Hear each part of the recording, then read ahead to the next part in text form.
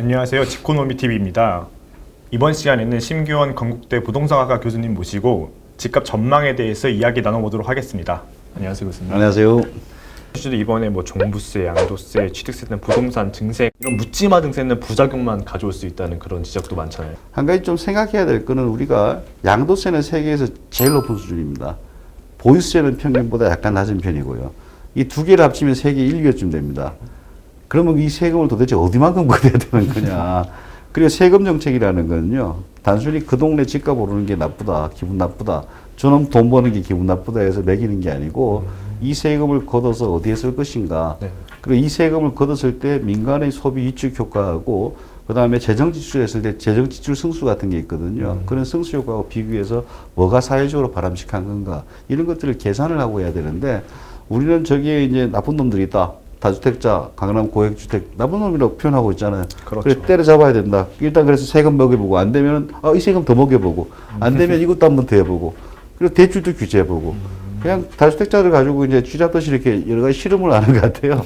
그래서 그런 것들은 굉장히 나쁜 정책이다. 그리고 그게 계속 가면 갈수록요, 다주택자들이 소비를 줄이고 또는 주택 공급에서 투자를 줄이고 하게 되면은 나중에 그건 중산층이 다 피해를 봅니다. 그런데도 우리나라 국민들은 다주택자 괴롭히면 다 좋아하고 있어요. 그렇죠. 근데 이게 재밌는 거는 질투의 경제학 이런 얘기를 많이 하는데 네. 그 사람이 되면 기분 나쁘잖아요. 그 사람이 잘된 사람이 고통받으면 기분이 좋아진대요.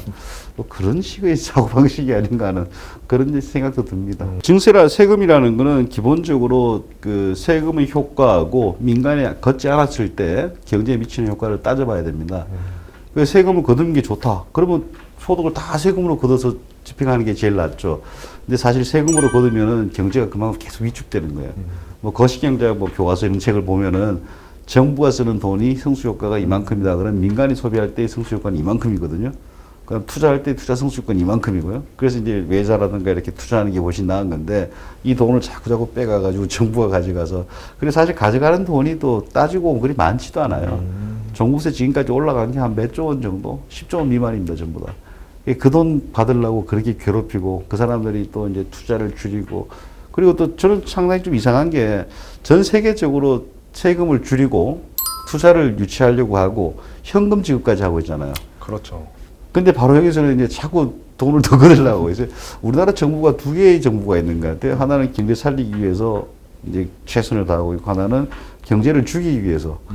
이 건설 경제가 굉장히 큰 축을 담당하거든요. 보통 그 나라에서 경기 부양할 때 건설업을 하는 이유가 건설업이 이제 유발 효과가 제일 큽니다. 같은 한정된 돈을 집어넣었을 때 IT 산업에 넣으면은 뭐 유발 효과가 1.5다. 그러면 건설업은 한 2가 넘거든요. 네. 그래서 단기간에 할 때는 승수 효과가 가장 큰데 넣는 거예요. 근데 이런 건설업을 계속 죽이면서 주택을 죽이면서 이런 코로나 경제 위기 상황에서도 그러면서 경제가 더 잘 되길 바래도 현금을 여기서 막 뿌려서 국민들 못 써라 그러면 저기 현금을 막 뺏어가고 있어요 또. 이런 정책이 과연 한 나라에서 지금 코로나 위기 상황에서 계속 돌아갈 수 있다는 그 구조 자체가 지금 시점에 전 세계적으로 세금을 더 걷자라고 하는 정책을 펴는 선진국은 제가 알기로는 없습니다. 세금을 줄여서 주려고 하는 거죠. 소비, 민간 소비를 늘려라. 근데 우리는 그 반대로 가고 있거든요. 그래서 참 재밌는 상황이에요. 무수히 많은 대책에도 집값이 오르는 좀 근본적 이유가 있다면 뭐라고 보시나요? 가장 중요한 것은 수요와 공급입니다. 수요 억제책을 하면은 단기적으로 효과는 볼 수 있습니다. 근데 중장기적으로는 공급이 받쳐주지 않는 수요 억제는 의미가 없다. 그리고 선진국 대도시들을 보면 알게 되는데 경기가 안 좋은데도 계속 집값이 오르는 대도시 위주로 오르거든요. 그런데 선진국들이 유동성이 워낙 많은 상황에서 그 유동성이 지방으로 가는 게 아니고 대도시로만 쏠리는 거예요. 과거 몇 년을 보게 되면 우리 같은 경우에는 오름폭이 선진국들 오름폭보다는 오히려 좀 적다. 이런 느낌이 날 정도입니다. 그 정도로 폭등을 했거든요. 우리도 이제 그런 유동성 때문에 이제 굉장히 폭등하는 상황이었는데 정부에서 이제 수요만 누르면 해결된다라고 봐가지고 이제 수요 억제책만 하고 공급을 안 하기 시작한 거예요. 근데 공급이 줄어들면 가격은 또 오르게 됩니다. 지금 서울의 그 부동산 시장을 요약하면은 값이 오르는데 공급은 못 하는 상황. 그래서 서울 시민들 서울의 아파트가 올라간 이유는 대단지 아파트, 신축 아파트 때문에 올라간 거거든요. 근데 그런 것들은 공급을 더 못하게 하고 있습니다. 오히려 뭐, 좀 품질이 좀 이상한 가로주택 정비 사업, 이런 것들이나 하라 그러고 시민들이 원하는 건 그게 아니거든요. 한 1000세대, 2000세대, 길목 좋은데 아파트를 원하는 거지 그런 공급은 더 줄이는 상황이기 때문에 가격은 올라가고 공급이 줄어드는 현상. 이럴 때는 가격이 더 올라가는 현상이 나타날 겁니다. 그래서 이제 공급 대책이 반드시 수반되지 않으면은 아마 큰 문제가 생길 것 같고, 그래서 지난번에 대통령께서도 뭐 공급을 뭐 발굴을 해서라도 공급을 뭐 찾아내라 이렇게 했는데, 이게 어떻게 발굴이 될지는 모르겠습니다. 근데 시장에서의 반응은 별로 좋지는 않아요. 뭔가 하면은 뭐 발굴해봐야 또 뭐 가로주택 적립 사업 아니겠냐, 아니면 자기 외곽에 뭐 신도시 하는 게 아니냐. 지금 가장 필요한 거는 강남 옆에, 아니면 강남에 출퇴근이 바로 가능한 그런 지역에 공급이 늘어나서 이제 그 가격을 잠을 재워야 되는데, 저기 뭐 고양이에다고 저기 뭐 저기 양주에다 하고 이런 식으로 하는 게 어디만큼 효과가 있겠는가 하는 그렇게 보는 거죠. 값이 좀 조정기가 올 수도 있겠네요. 그래서. 지금부터 조정은 좀 올 것 같아요. 거시적으로도 그렇고. 근데 그 조정이라는 게 뭐 정부 관료들이 좋아하는 뭐 임기 초기로 가는 조정은 제가 보기엔 말도 안 되고, 그걸 아무리 국토부는 뭐 14% 올랐고 경실련은 50% 올랐다 이렇게 숫자가 나왔지만은 그 정도로 회귀하는 거는 경제가 거의 뭐 초토화되거나 재앙적 수준이 돼야지 가능한 거고요. 그렇게까지 조정은 아니고, 보통 이렇게 우리가 쭉 이렇게 올라가다 약간 조정받고 좀 삐리삐리 하다가 또 올라가고 그러거든요. 그게 이제 지금까지 계속 그런 모습이었어요. 우리가 2006년 이전까지는 그냥 계속 올라왔습니다. 쉬었다 올라가다 쉬었다 올라 이렇게 하고, 2008년 금융위기부터는 조금씩 조정받으면서 가는 것 같아요. 이렇게 이제 집이 옛날보다 훨씬 많아졌으니까. 그래서 그런 조정기가 오는 거지, 이게 꺾여가지고 밑으로 간다? 밑으로 가는 건 그냥 대공황이 왔거나 그런 것 아니면 그렇게 된 사례들은 없다고 보시면 됩니다. 근데 또 하나 재밌는 거는요, 2006년인가 5년 이때 제가 미국에 가서 이제 거기도 부동산 버블 토론이 막 있었어요. 근데 그 중에 이제 어떤 한 분이 한 6, 70년 동안 자기는 디벨로퍼만 했대요. 지금 보니까 이제 꺼질 것 같아. 그분의 근거는 이겁니다. 뭔가 하면은 자기가 경기가 좋을 때 갑자기 이제 집을 이제 자쿠지 풀 같은 거, 그 다음에 이태리 대리석, 그 다음에 뭐 독일의 뭐 오크나무로 현관문 만들고, 이렇게 했을 때가 고점이더라.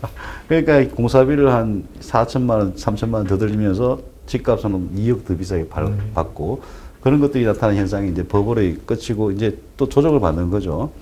버블이라기보다는 오버슈팅이라고 보면 될까요? 보통 이렇게 갔다가 이렇게 떨어져서 또 이렇게 계속 올라가는 거니까. 근데 이제 저도 이제 깜짝 놀랐는 건, 개포 몇 단지인가 가보니까 이태리 대리석을 까더라고요. 그래서 이거 우리도 단기적으로는 좀 조심해야 되는 게 아니냐, 단기적으로. 그래서 지금 코로나가 왔는데 집값이 안 떨어지는 건 사실은 굉장히 이상한 거예요. 이 사스 이후에 굉장히 많은 연구들이 있었거든요. 질병하고 집값의 관계. 보면 대략 한 2% 정도 빠지는 걸로 나와요. 전체적으로. 그러면 우리나라 정부 아니면 세계 정부가 너무 잘해서 지금 올라가는 건지 모르겠지만은, 과거의 사례, 역사적 연구를 봤을 때는 대략 한 2% 이상의 조정이 나와야 된다. 그리고 우리 지금 너무 많이 올랐잖아요. 그럼 단기적으로 조정은 한번 와야 돼요. 그리고 강남 사람들 얘기 들어보면 재밌는 게요. 뭐 자기가 한 옛날 10억, 20억 됐다는 거예요. 한 10몇 년 동안. 한 4억 빠져도 자기는 억울한 게 없다는 거예요. 그 말은 여차하면 빠진다는 거예요. 자기가 봐도 너무 많이 올랐어요. 그러면은 한번 몇 억 빠지는 거는 당연한 걸로 생각하는 거예요. 그런 말은 뭔가 하면은 이래저래 봤을 때 이제 조정의 가능성이 높고, 이번 정부에서 하는 정책 자체가 굉장히 강한 정책이거든요. 그렇죠. 특히 이제 뭐 주택거래 허가제, 실질적인 뭐 토지거래 허가제면 주택거래 허가제, 이것들은 저는 이런 거 발상했던 것 자체가 상당하다고 봅니다. 그 나치 독일 이후에 쓴 적이 없는 정책이거든요. 나치 독일에서는 정책까지 우리나라에 투입하고, 근데 국민들은 그 정책이 좋다라고 하고 있고, 이런 것들이 나중에 어떻게 갈지 이건 상당히 좀 우려되는 바입니다. 지금까지 심기원 교수님과 얘기 나눠봤습니다. 감사합니다. 네.